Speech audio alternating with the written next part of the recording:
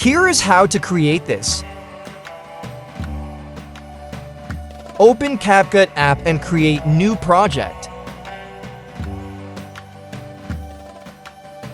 Add video clip you want in background.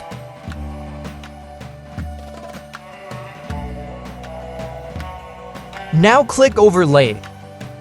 Add video you want on phone screen.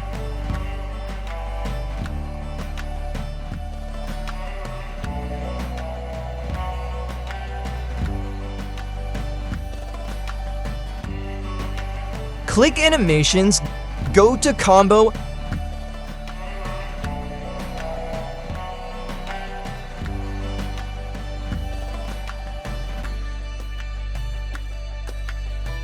select Smartphone.